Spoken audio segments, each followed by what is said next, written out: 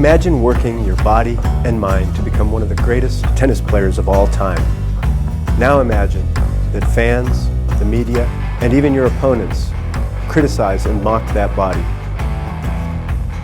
This is Serena Williams' experience. How can we explain these reactions to one of the greatest athletes ever to live?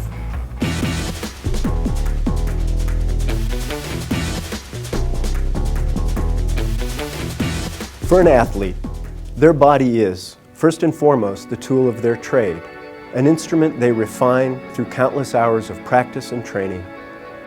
So why should we be obsessed in such a negative way with Serena's body? Fans on social media refer to her as a man or a gorilla. Even respectable news media outlets like the New York Times focus on whether or not her body is sufficiently feminine. And even figures within tennis itself mock and criticize her physique. To understand these reactions, we have to understand the role of the body in sport and how perceptions of that body are shaped by racial and gender stereotypes. The history of modern sports has been primarily shaped by men who have sought, often successfully, to define the extent and nature of women's participation in sports. Even as courageous female athletes have defied these attempts, they must still contend with idealized norms of physical female beauty that are often incompatible with peak athletic performance. Within the sport of tennis, these stereotypes and norms converge to form Serena Williams with racist and class stereotypes that view African American women as unfeminine.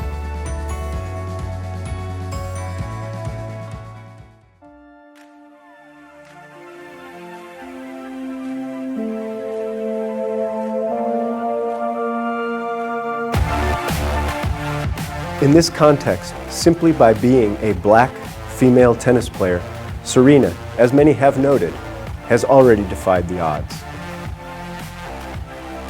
But by also confidently refusing to choose between cultivating beauty and cultivating athletic greatness, Serena breaks the rules that those who uphold these racial and gender norms have sought to impose on female athletes. In the words of poet Claudia Rankine, Serena won't be forced into stillness. She won't accept those racist projections onto her body without speaking back.